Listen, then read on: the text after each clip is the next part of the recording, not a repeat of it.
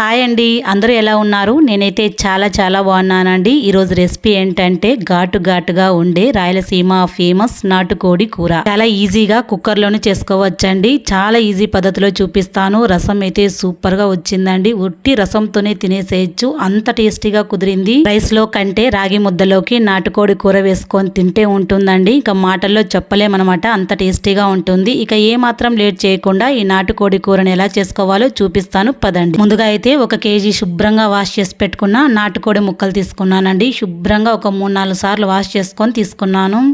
ఇలా వాష్ చేసుకున్న ఈ చికెన్ ముక్కల్లోకి రుచి తగినట్టు రాళ్ళ ఉప్పుని వేసుకోండి, టేస్ట్ చాలా బాగా ఉంటుంది. తర్వాత 1 టీ స్పూన్ పసుపు, 2 టేబుల్ స్పూన్ల వరకు కారం వేస్తున్నానండి. నాటుకోడి కూర ఎప్పుడు కూడా కాస్త ఘాటుగా ఉంటే టేస్ట్ చాలా బాగుంటుందండి. 1 టీ స్పూన్ ఆయిల్ని వేసుకొని ఇదంతా కలిసేట్టుగా బాగా కలుపుకోవాలి.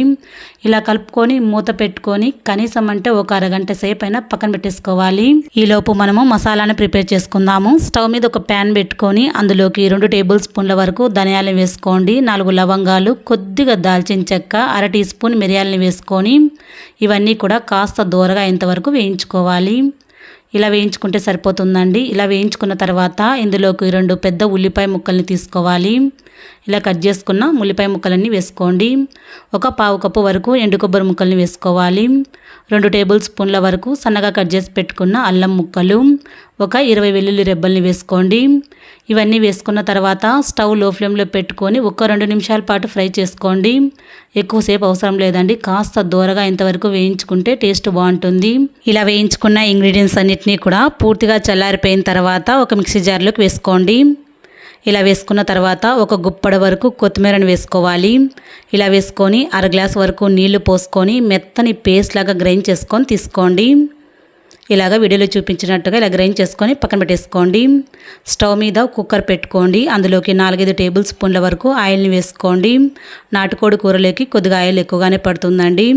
1 కప్పు ఉల్లిపాయ ముక్కలు, కొద్దిగా కరివేపాకుని వేసి ఉల్లిపాయ ముక్కలన్నీ ఇలా దూరగా ఇంతవరకు ఫ్రై చేసుకోవాలి. ఇలా ఫ్రై చేసుకున్నాక మనం ఇందాక గ్రైండ్ చేసి పెట్టుకున్న మసాలా పేస్ట్ అంతా కూడా వేసుకోవాలండి. ఇలా వేసుకున్నాక కొద్దిగా నీళ్లు పోసుకోవాలి. ఇదంతా ఒకసారి మిక్స్ చేసుకొని మూత పెట్టుకొని స్టవ్ అనేది లో ఫ్లేమ్లో పెట్టుకొని ఒక 10 నిమిషాల పాటు ఈ మసాలా పేస్ట్ అంతా బాగా ఉడికించాలి. పచ్చివాసన పోయేదాకా ఆయిల్లో బాగా ఉడికించాలండి. ఈ మసాలా పేస్ట్ ఎంత బాగా ఉడికిస్తారో రసం కూడా అంత టేస్టీగా వస్తుంది. ఇలా 10 నిమిషాల పాటు ఉడికించానండి. ఒకసారి మిక్స్ చేసుకొని మనం ఇందాక మ్యాగ్నేట్ చేసి పెట్టుకున్న చికెన్ ముక్కలు ఉన్నాయి కదా, అవన్నీ కూడా ఇందులోకి వేసుకోవాలి. ఇలా వేసుకున్నాక ఇదంతా ఒకసారి కలిసేట్టుగా బాగా కలుపుకోండి. మీకు వీలైతే ఇది కూడా ఒక 5 నిమిషాల పాటు బాగా ఉడికించుకుంటే సరిపోతుంది.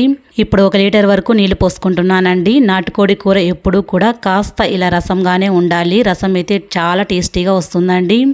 ఇలా నీళ్లు పోసుకున్నాక ఇదంతా ఒకసారి కలిసేట్టుగా బాగా కలుపుకొని కుక్కర్ మూత పెట్టుకొని 5-6 విజిల్స్ వచ్చేదాకా ఉడికించాలి. ఇలా 5-6 విజిల్స్కి అంతా కూర అనేది రెడీ అయిపోతుందండి. చూపిస్తున్నాను చూడండి, రసం అయితే సూపర్ టేస్టీతో వచ్చిందండి. ఒకసారి మీరు కూడా ఈ మెథడ్లో ట్రై చేయండి. ట్రై చేసిన తర్వాత ఎలా కుదిరిందనేది నాకు కమెంట్ చేయండి. కొత్తగా మన ఛానల్ని ఎవరైనా చూస్తూ ఉంటే కనుక ప్లీజ్ సబ్స్క్రైబ్ చేసుకోండి, లైక్ చేయండి, షేర్ చేయండి. మరొక న్యూ రెసిపీతో మళ్ళీ మీ ముందు ఉంటాను. Thanks for watching.